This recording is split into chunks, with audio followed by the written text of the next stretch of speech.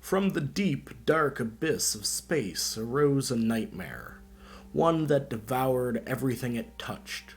Abominations that descended upon the Forerunner ecumen like a great flood. Abominations that fed upon the dead and dying, using their flesh to build their own strength. With every one of their losses adding to this flood's numbers, it is no surprise that the Forerunners came to supplement and replace their troops with machines. The most numerous of these was the Aggressor Type Sentinel, human designation Z-1500 Autonomous Systems drone, produced in vast numbers across the ecumen as a multi-purpose platform, meant to work in concert with more specialized units to suppress and purge flood outbreaks.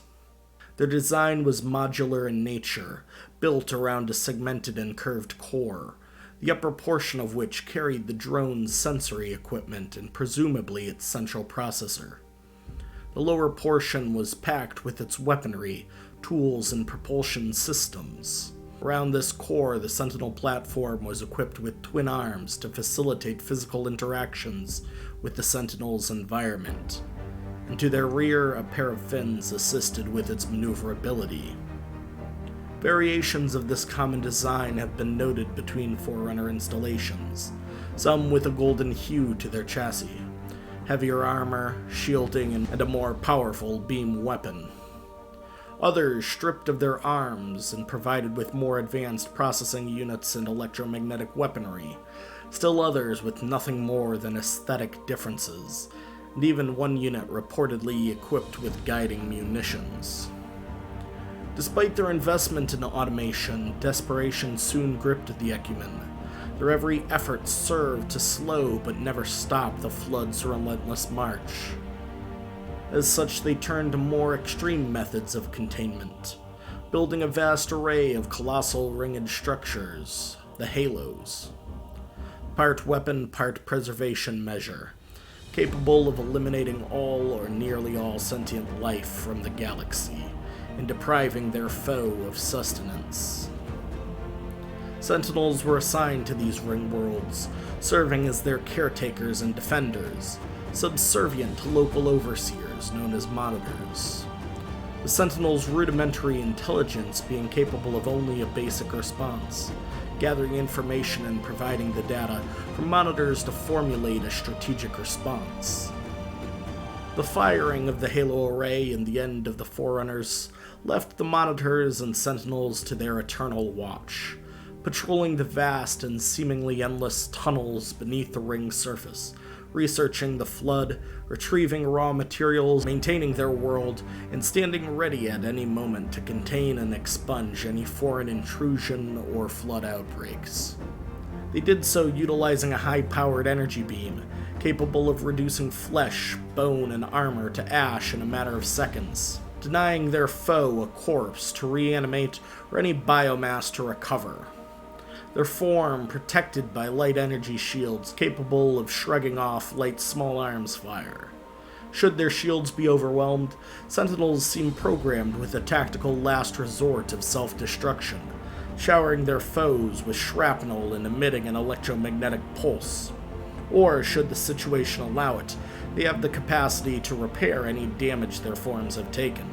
Against a serious enough threat, Sentinels have proven capable of impressive coordination, units having been known to form a massed swarm and utilize themselves as projectiles, propelled along at high speeds by advanced impulse drives. Though it should be noted such drives can only be sustained for so long, with their distant travel more often being accomplished utilizing their connection to a localized teleportation grid. Otherwise, Sentinels relied on their built-in anti-gravity pods to facilitate movement. Their limited AI and lack of self-preservation instinct might explain their seeming inability to engage in evasive maneuvers. Their actions on Delta Halo suggest the limitations of their programming still further.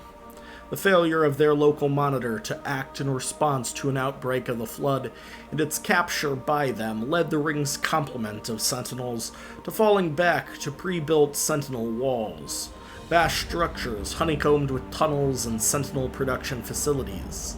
The Sentinels' efforts directed at maintaining their line and blocking further expansion. Everything beyond their quarantine zone fell to neglect.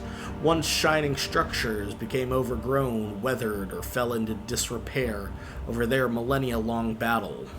And when outside forces arrived, the Sentinels remained content to focus on the Flood, limiting their response to these new arrivals, often only responding when met with direct hostility.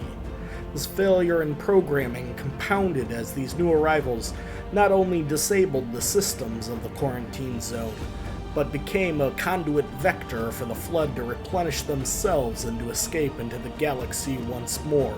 These Sentinels had no inclination to worry or care about the horrors that arose outside their station. Their programming dictated that their attention should turn once more to maintaining their facilities.